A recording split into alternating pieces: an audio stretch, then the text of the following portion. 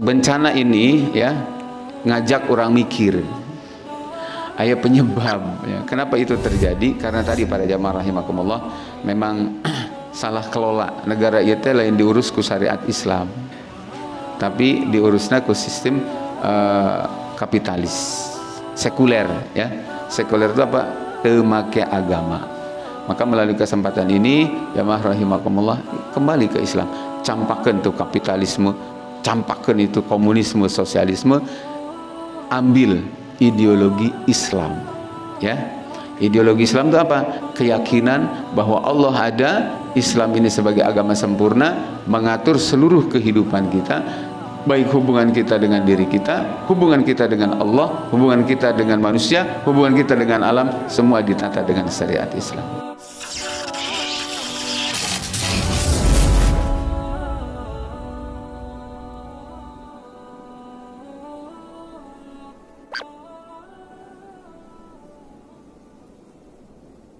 Bismillahirrahmanirrahim. Alhamdulillahirabbil alamin. Wa bihi nasta'inu ala umuri dunya waddin.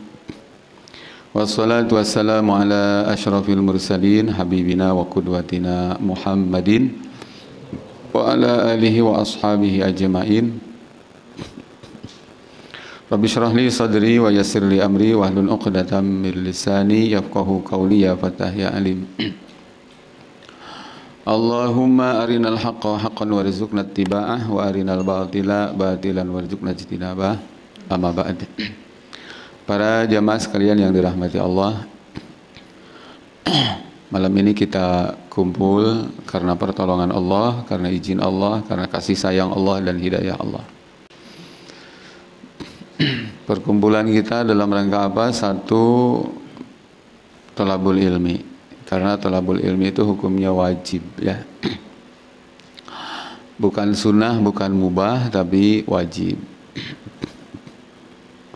Al ilmu qoblal amal ya. Al ilmu imamul amal. Jadi kita ini akan diperintahkan untuk beramal, untuk beribadah. Tetapi tidak jadi amal, tidak jadi ibadah tanpa adanya ilmu. Wa kullu man bi ghairi ilmin ya'malu a'maluhu mardudatun la tuqbalu. Kalau Imam Ibnu Ruslan di dalam kitab Zubad mengatakan begitu. Setiap orang yang beramal tidak didasari dengan ilmu, maka amalnya ditolak.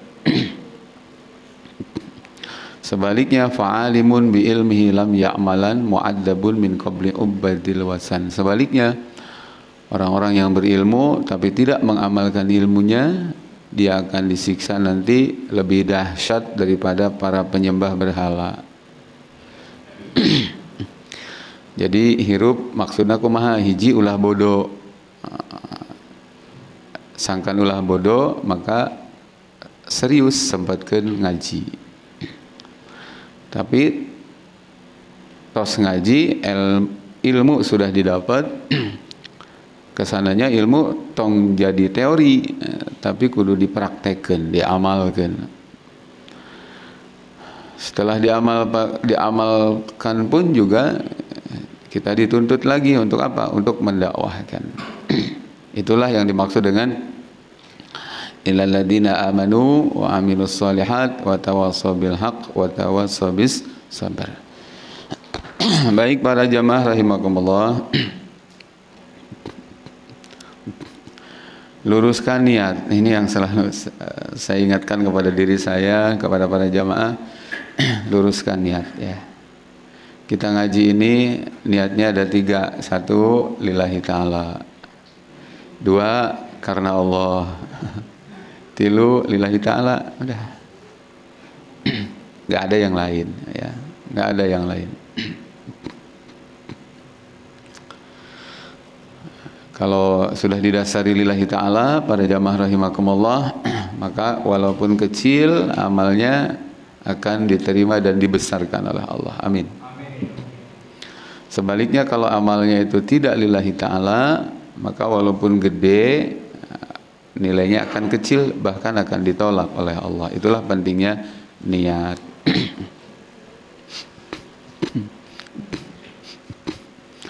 Baik jamaah yang dirahmati Allah Subhanahu wa taala, seperti sudah disampaikan ya di media sosial, kajian kita malam ini akan membahas seputar bagaimana Islam membimbing manusia ketika manusia mendapatkan musibah.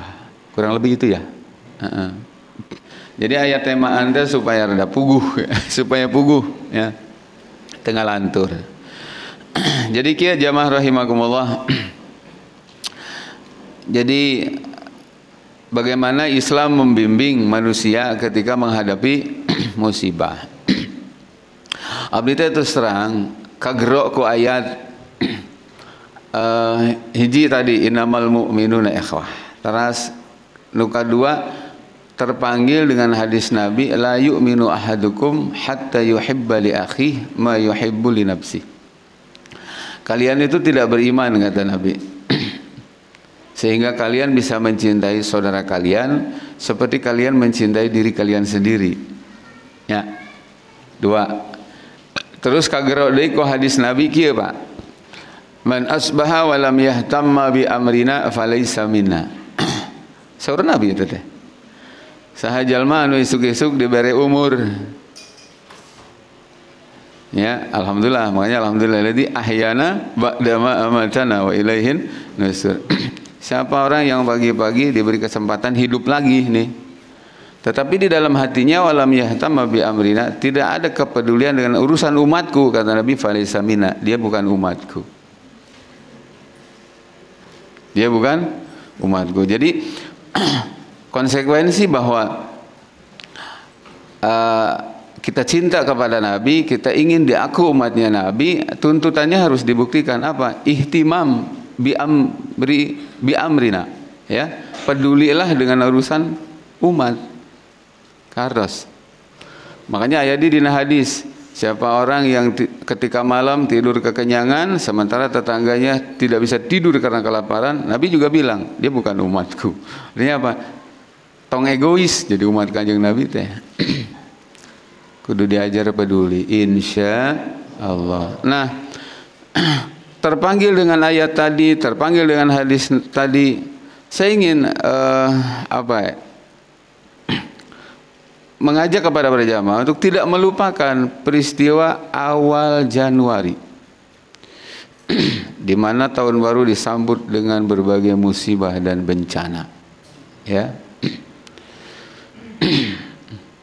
Tanggal 9 Januari bencana longsor di Sumedang. Saat itu informasi yang meninggal ada 38 orang, 29 rumah rusak dan ribuan orang mengungsi. Sumedang mah ulah ngarasakeun eta mah orang Sumedang, orang Subang. Enggak bisa begitu. Tanggal 13 Januari banjir di Kalimantan Selatan, dan ini yang terparah sampai sekarang, dampaknya luar biasa. 13 kabupaten terendam. Ya. 112.709 orang mengungsi. Angka meninggal belum didapat. Yang pasti lebih banyak daripada Sumedang. Eta teh jelema kan, lain laleur ya. Jelema kabeh oge teh. Berikutnya tanggal 16, selisih berapa hari doang tuh. Banjir longsor di Manado, Sulawesi Utara. Disusul lagi berikutnya di Lamongan dan Sidoarjo, Jawa Timur. Susul lagi berikutnya di Pidai, Aceh. Terakhir di Cirebon. Masya Allah. Lihat ini semua. Kemudian jamaah rahimakumullah, tanggal 14 juga selain terjadi banjir, gempa di Mamuju dan Majene, ya, hari Kamis tuh tanggal 14. 88 orang meninggal dunia. Subhanallah, ya Allah, ya Rabb. Terus 253 luka berat, 679 luka ringan, 19.435 mengungsi dan kehilangan tempat tinggal. Jelema eta teh Kang, ya. Umat.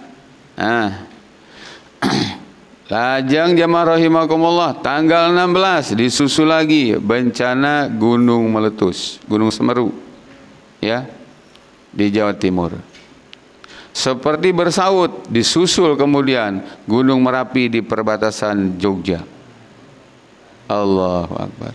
Baik hadirin yang dirahmati Allah, malam ini ingin saya menyampaikan, ya, bela sungkawa kepada mereka. Mudah-mudahan yang meninggal dunia dicatat sebagai wafat syahid fisabilillah. Karena ada hadisnya, riwayat Imam Muslim.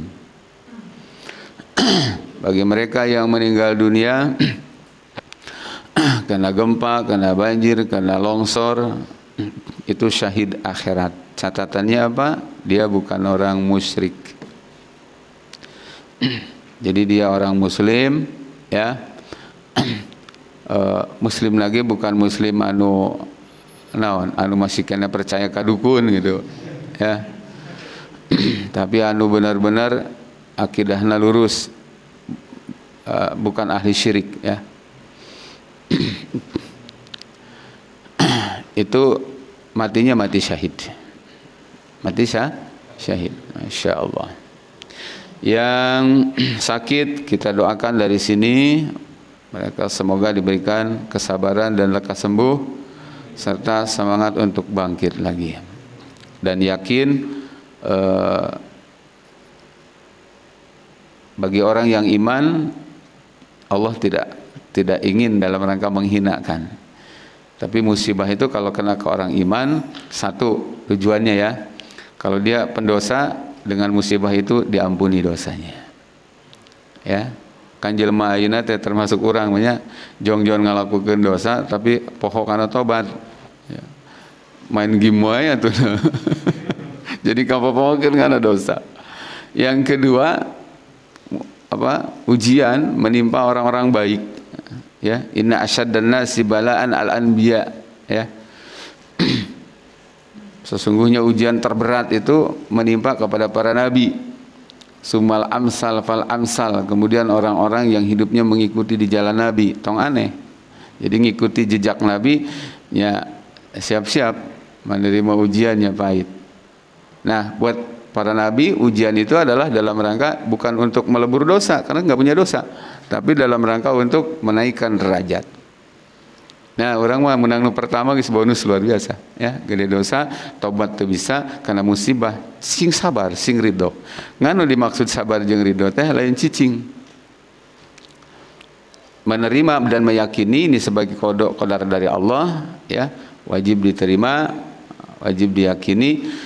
Kemudian istirja, inna lillahi wa inna ilaihi rajiun. Selanjutnya jamaah rahimakumullah, ternyata bimbingan Islam selain mengajarkan kita untuk sabar dan ridho atas musibah, ya, serta husnudzon kepada Allah, ternyata berikutnya jamaah rahimakumullah kita diperintahkan mengambil pelajaran. Kenapa terjadi? Ya, gitu. Nah, untuk pembahasan musibah harus disikapi dengan sabar dan ridho, saya pikir sudah banyak yang menyampaikan itu, ya. Maka malam ini mohon izin saya untuk menyampaikan sub ketiga. Apa itu? Mengambil pelajaran, ya. Gitu para jamaah. Dalam semua bencana para jamaah itu aya dua hal anu mesti direnungkeun ku urang. Pertama, penyebab. Apa? Penyebab. Yang kedua, penanganan dan pengelolaan dampak bencana, termasuk rehabilitasi mental. Dulu saya waktu jadi relawan di Palu, di Lombok, merasakan betul. Jadi ternyata Masya Allah, tidak kurang pentingnya keseriusan membangun infrastruktur itu mengembalikan apa? Stabilitas mental, trauma, ya, aya nu tiba-tiba kercicing kieu, tiba-tiba ngejerit nangis, masuk ke bayang-bayang. Foto-foto orang hilang, anak hilang berjejer di ganggang. Insyaallah ya Rabb ya Karim. Nah hadirin rahimakumullah. Jadi sekali lagi setiap ada bencana ya, baik skala kecil ataupun skala besar, baik menimpa diri atau menimpa orang lain, maka ajak dua hal. Yang pertama, memperhatikan dengan serius penyebabnya apa. Terus nuka dua tadi, penanganan ya. Nah hadirin rahimakumullah, terkait bencana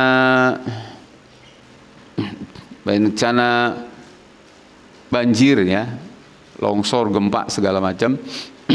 Banjir lah khususnya fokus. Begini, ayat-ayat Al-Quran nyebatkan di surat Asy-Syura ayat 30, Allah Subhanahu wa taala berfirman, A'udzubillahi minasyaitonir rajim, wa ma asabakum min musibatin fabima kasabat aydikum wa ya'fu an katsir. Dan apapun musibah yang menimpa kalian, kata Allah, yang menimpa kalian, maknanya mausul ya, maknanya makna umum. Musibah apa saja menimpa kalian, kata Allah, fabima kasabat aydikum, itu karena perbuatan kalian. Perbuatan kalian. Wa ya'fu an katsir, maksudnya adalah karena dosa kalian. Meski demikian, kata Allah, Allah masih lebih banyak memaafkan sebenarnya. Dosa kalian itu banyak, tapi yang dibalas oleh Allah itu di dunia sedikit. Maka bersyukur. Andai kata dihabisin semua, setiap berdosa kemudian ditimpakan bencana, nanti dalam tafsir Ibnu Katsir dikatakan tidak akan tersisa kehidupan ini, dihabisin oleh Allah Subhanahu wa taala. Nah, jamaah rahimakumullah, dina tafsir Ibnu Katsir aya keterangan kieu. Aymah ma asabakum ayuhan nas minal masaib fa innama hiya an sayyi'atin taqaddamat lakum. Apapun musibah yang menimpa kalian hai manusia, maka itu adalah karena keburukan, karena dosa-dosa yang kalian lakukan. Jadi para jamaah, lamun kana ku rerepet hirup teh ulah kieu Gusti cenah. Kabina-bina teuing ieu teh. Salah naon, dosa naon. Ya. Muni teu eureun-eureun cenah. Netnya semplek nincak semplak, maju kena mundur kena, aduh ya Allah Gusti cenah itu dosa naon kabina-bina teuing. Jangan begitu jamaah rahimakumullah. Ya kan dosa tuh aya dosa ka Allah, aya dosa ka Rasul, ada dosa habluminanas ya, ke istri, ke anak, ke tetangga. Dina sulamu topek dosa itu bahkan ya dosa hati, ya dosa mata, ya dosa telinga, ya dosa perut, banyak sekali. Jadi ulah sampai gitu siga teu boga dosa aya karepet teh Gusti cenah gitu. Salah naon dosa naon ya. Baik jamaah sekalian ya. Selanjutnya bal ya'fu anha ya. Wa ya'fu an katsir ay minas sayiat fala yujazikum 'alaiha bal ya'fu anha. Kitu oge para jamaah, Allah masih bager banget luar biasa. Ternyata banyak kesalahan kalian yang Allah ampuni, Allah maafkan. Ya. Entah punya kebaikan apa tapi jadi sebab kesalahan-kesalahan kalian itu diampuni. Oleh karenanya maka para jamaah rahimakumullah, kita di dalam hidup tuh jangan pernah menyepelekan amal soleh walaupun kecil. Walaupun kecil. Sampaikan ayat hadisnya pada jamaah cek Nabi. Andai kata bumi bergoncang, kiamat terjadi, kemudian di tanganmu ada korma, maka lakukanlah, tanam itu biji korma. Ulah mikir, kan ke kiamat maknya melak korma. Iraha panena, paling tidak ada niat dan amal. Gitu kan, niat jeung amal itu berharga sekali. Ya. Baik ya rahimakumullah, aya dicaritakeun dina hadis Pak ya. Ada dua kisah yang kontradiktif nih.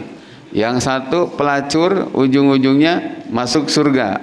Yang ini perempuan ahli ibadah masuk neraka. Pelacur masuk surga, bagaimana ceritanya? Tapi ulah diumumkan ya.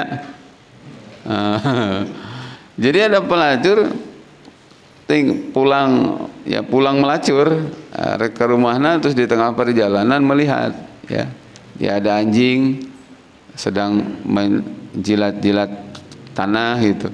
Terus instingnya si perempuan itu paham, ya kayaknya anjing itu sedang kehausan nih. Ya.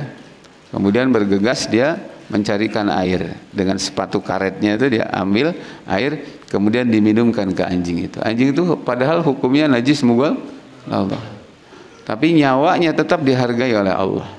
Dikasih minum anjing itu, setelah itu anjingnya hanya Allah yang tahu. Anjing itu berdoa, ya Allah, jika perempuan ini pendosa, maka jangan kau matikan sebelum dia bertobat tobatan nasuha. Andai perempuan ini adalah perempuan solihah, maka aku mohon ya Allah, terimalah kebaikannya, terimalah amal solehnya, sehingga engkau ridho dan dia jadi ahli surga. Tibang nulungan anjing itu teh. Berikutnya ini ada perempuan ya, diceritakan oleh Nabi, ahli saum, ahli tahajud, tapi matinya di akhirat jadi ahli neraka. Kenapa? Gara-gara kesal ka ucing ya, galau dipaling ku meong ya meong teh kan ya, teu masantren kan ya. Jadi maling ya maling gitu nya. Asal mula serot di mana wae nya meong aranna ge. Kesel dikurung paeh. Jadi sebab si perempuan ini ahli neraka. Itu artinya apa? Ginilah para jamaah sekalian. Ayat ini menjelaskan banyak dosa kalian yang oleh Allah diampuni, tapi diampuni itu ada sebab. Mungkin paling tidak ada niat baik sedikit gitu. Ya. Nulungan batur mentas. Dekat tinggalina sekali kepada jamaah. Tapi boleh jadi itu yang menjadikan sebab dosa-dosa kita yang banyak itu perlahan tapi pasti oleh Allah diampuni. Tapi yang tersisa diantaranya oleh Allah Subhanahu Wa Taala ada yang dibuktikan di dunia. Targetnya apa? Di surat Ar-Rum tuh, Zuharul fasadu fil barri wal bahri bima kasabat aydin nas liyudhiqahum ba'dal ladzi amilu la'allahum yarji'un. Cek Allah, bencana terjadi karena dosa kalian, karena maksiat kalian, ditampakkan oleh Allah supaya kalian sadar, supaya kalian ngeh. Berikutnya apa? La'allahum yarji'un. Kau kembali kepada Allah, tinggalkan perbuatan dosa. Gitu para jamaah. Paham para jamaah? Nah ini tafsir Ibnu Katsir ya. Jadi nggak ada yang sia-sia. Nah, walau yu'akhidullahu an-nasa bima kasabu ma taraka 'ala dhahriha min dabbatin. Kata tafsir Ibnu Katsir begitu.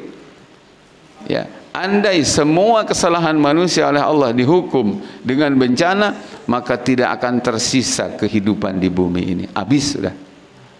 Ya, Masya Allah.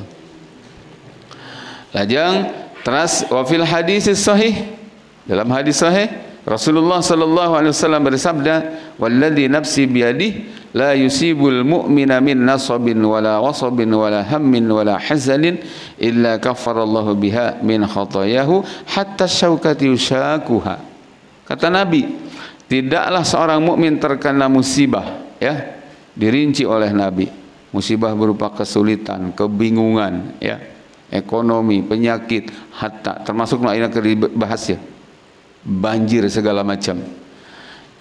Kata Nabi, illa kafarallahu anhu biha min khatayahu. Buat orang yang beriman itu menjadikan jaminan dosa-dosanya dibersihkan oleh Allah. Hatta syaukati yusakuha, bahkan ketika ada seorang mukmin menuju jalan terus tertusuk duri, ya, tertusuk duri, kacugak lahnya gitu, itu pasti karena ada kesalahan dia yang oleh Allah Subhanahu Wa Taala saking sayangnya Allah tidak mau orang ini dihukum di mana, di akhirat, karena hukuman akhirat tuh nggak bisa ditandingi, ya, sesadis-sadisnya, sesakit-sakitnya kesakitan di dunia nggak ada apa-apanya dengan kesakitan di akhirat. Maka oleh Allah Ta'ala ijilma berbuat salah di daguan tobat tobat sementara dengan ajal dia makin dekat. Bising ya dosana kabawa ke akhirat. Aku sayang sama dia. Tedekeun hidang-hidang bare musibah. Tapi dengan catatan diberi musibah nate jadi insaf gitu. Lain kieu ngalakukeun dosa wae di daguan tobat ajalna makin deket diberi bencana aral pisan. Saya bangkrut dunia akhirat ya, bangkrut dunia akhirat. Aya jelema aral adat-adatan teu puguh sagala digebotkeun dibantingkeun pedah naon? Pedah hajat kahujanan. Bari ngacaprak ngomongna teh ka mana-mana tibang hajat tara unggal taun kabina-bina teuing cenah kitu. Ngecrek bae hujan siga kieu. Oh, salah saha mang. Coba hajatna keur halodo. Nya teu? Masya Allah. Gitu para jamaah. Jadi diberi cobaan gitu kieu aral nu aya. Aya di nu aral sampai nyebutkeun kieu, Gusti cenah kan abdi teh salat.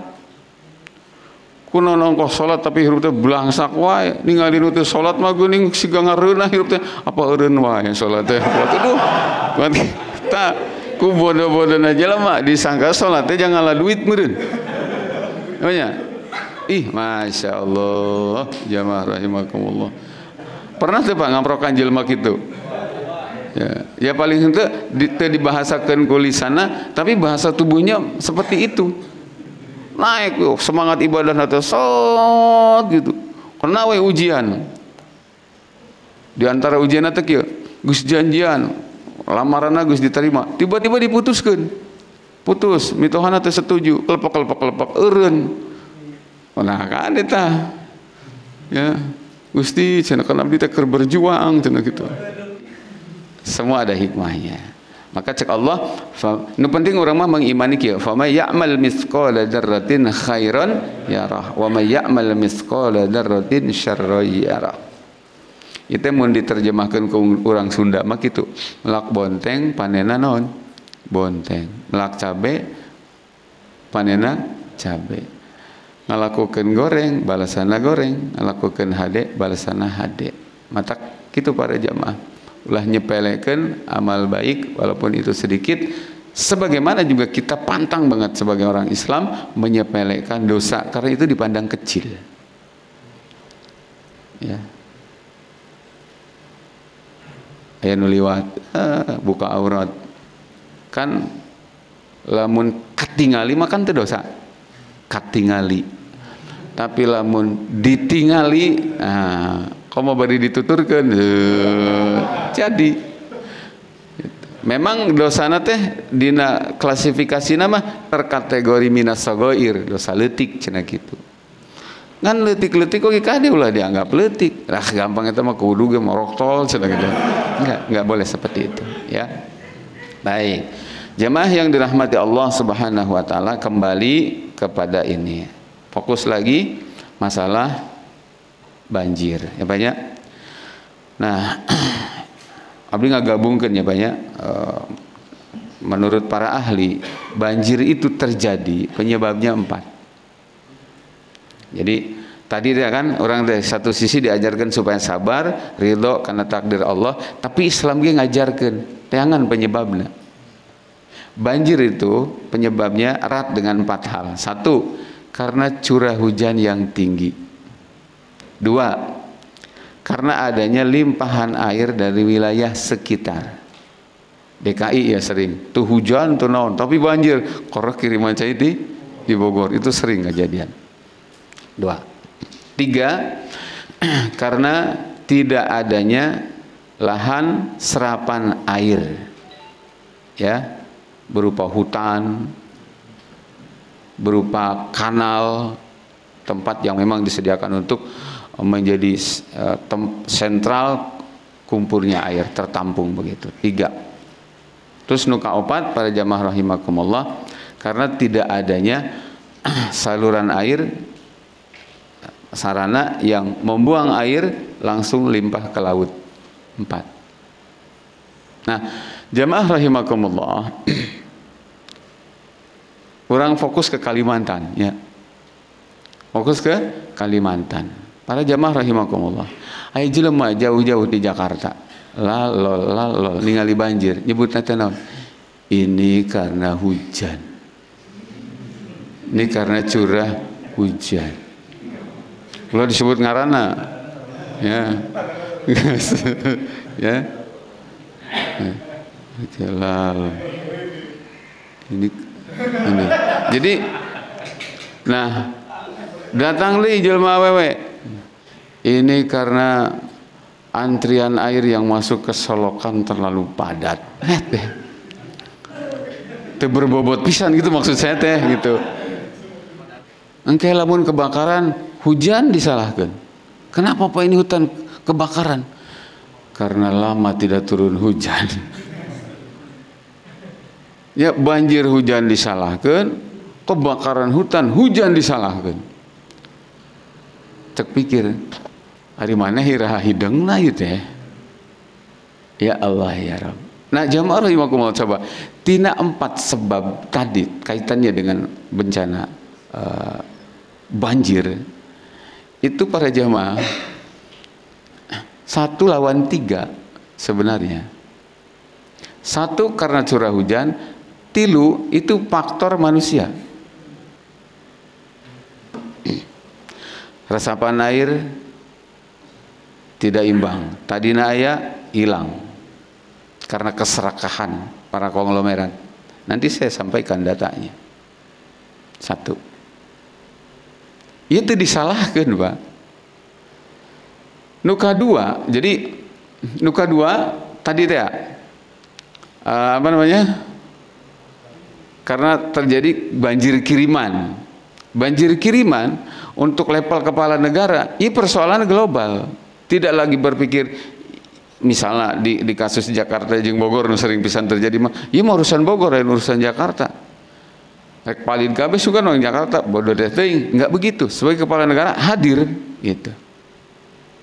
Karena dia namanya juga pemerintah pusat kan, dia punya dana, dia punya aparat, dia punya alat gitu.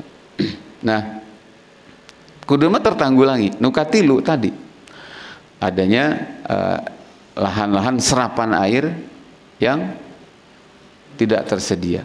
Anu aya malah digundulan, kuduna di daerah anu gundul ditanami penghijauan. Harusnya begitu kalau level negara tuh begitu, Pak. Emangnya DKM loba kahayang tapi eueuh duit. Ya. Hayang fasilitas ieu, hayang sarana ieu, hayang sarana ieu. Pak, duitnya di mana? Teu nyaho cenah. Kan enggak begitu. Kalau namanya pemerintahan pusat, dia serba punya. Gitu. Kalau negerinya itu negeri yang gundul, tanami penghijauan. Kalau negeri itu sudah subur makmur, jangan digunduli. Pembangunan oke, infrastruktur, tapi tong rusak alam gitu, mestinya begitu. Oh, yang ngaji ka dia baik ya. Unik ngaji kopiah tuh. Ya. Nah, jadi ini Islam loh ngatur sampai sebegitu. Ulah dikira Islam cuma urusan wudu doang. Jadi barudak teh nu ngaraji Islam kudu diajarkeun Islam kafah. Ya. Islam yang sempurna. Barudak teh kudu diajarkeun gitu, Pak. Ajarkeun. Ulah ngan saukur asup ke kamar mandi, keluar kamar mandi, kiih nangtung, bener eta ge. Tapi ajarkeun hal-hal anu terus ya ubudiyah, tentang pemahaman bahwa Islam itu mengurus menyelesaikan problematika kehidupan itu kudu disampaikan. Jadi para jamaah yang malam ini ngaji, terus jangan heran kok ngaji sampai ke situ. Iya, karena Islam bukan cuma menyelesaikan persoalan masjid, persoalan negara. Banjir itu masalah kecil kalau diselesaikan dengan Islam. Coba kita lihat. Gitu. Terus yang keempat, terjadi banjir. Kenapa? Lahan sudah ada, hutan hijau, ya.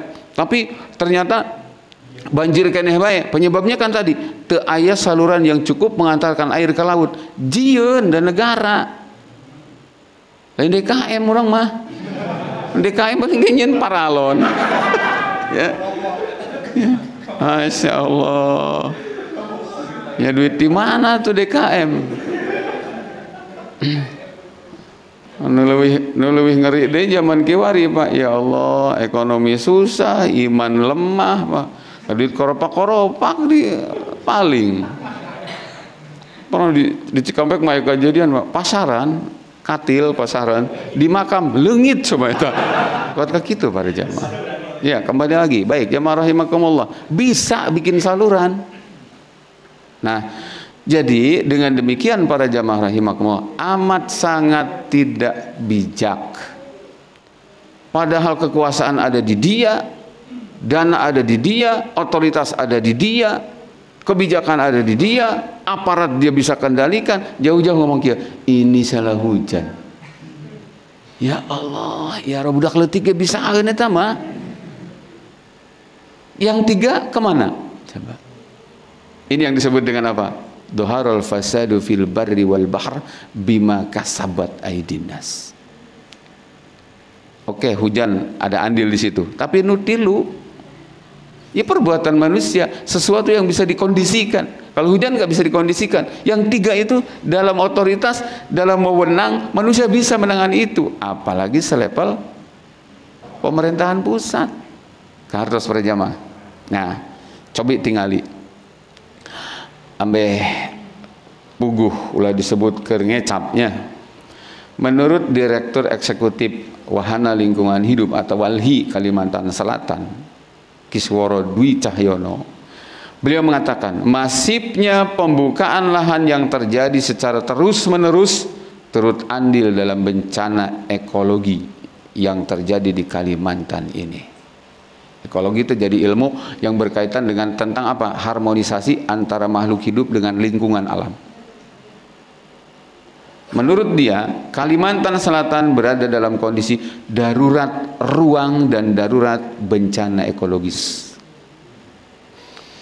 Sebanyak dari total wilayah Kalimantan Selatan 3,7 juta hektar,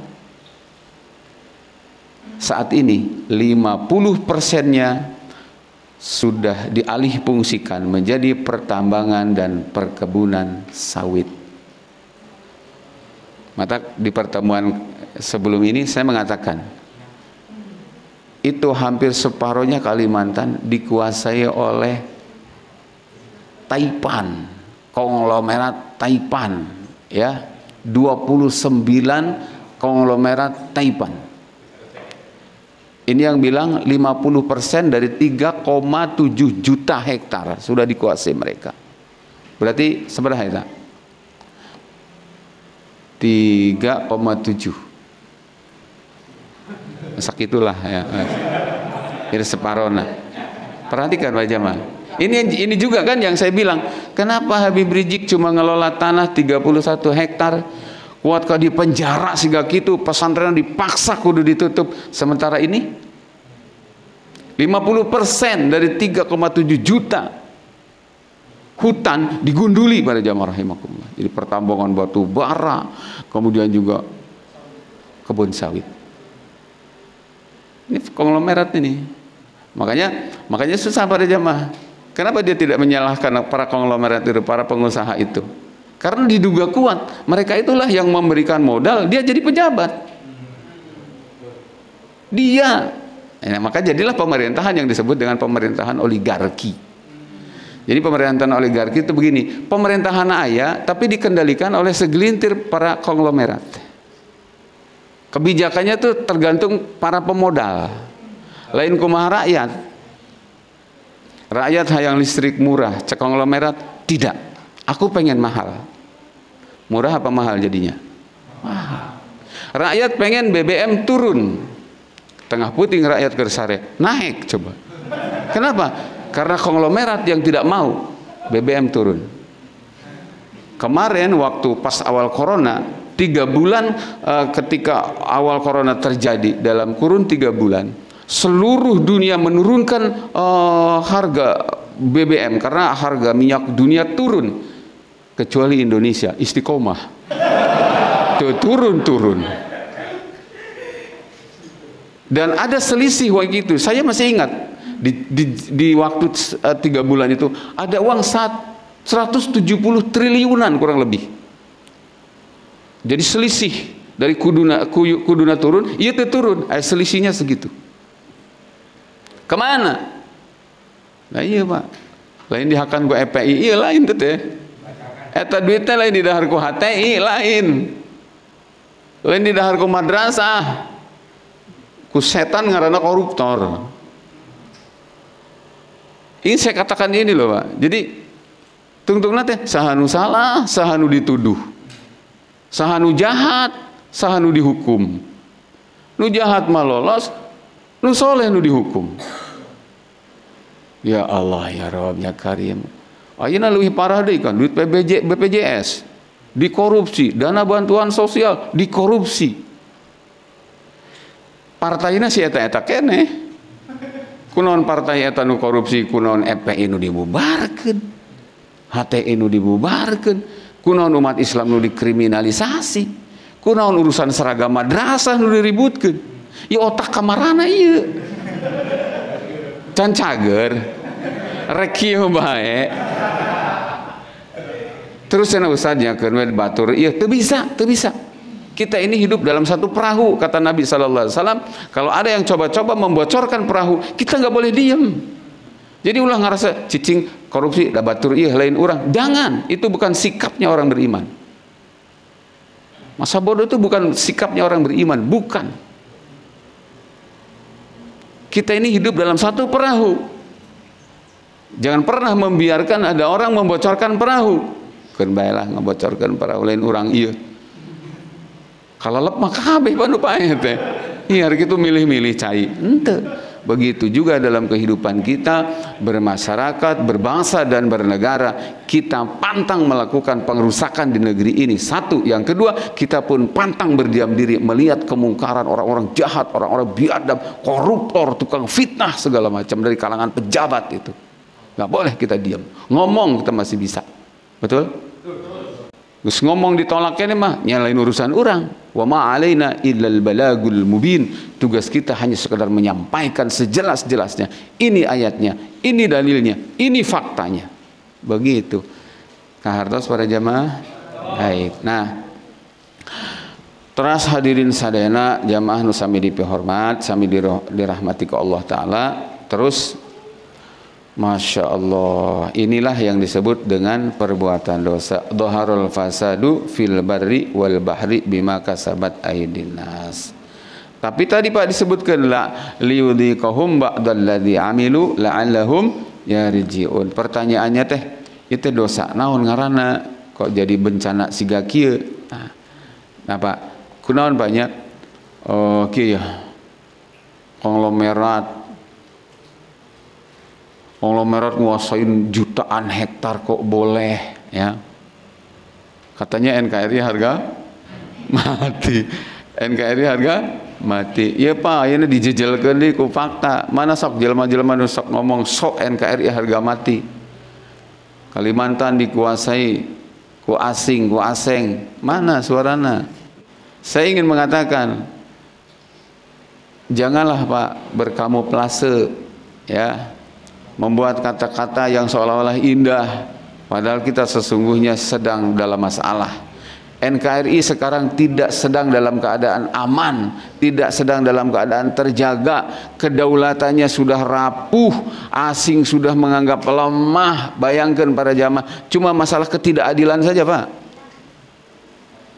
Kamari anu Pak Zaim Saidi ditangkap ke polisi, penjara gara-gara naon? Menggagas pasar muamalah, di mana pada pasar itu transaksi dilakukan mata uangnya pakai dirham dan dinar. Tapi di mana-mana orang transaksi pakai mata uang Cina enggak masalah. Itu. Nah, hadirin yang dirahmati Allah Subhanahu wa taala. Jadi mari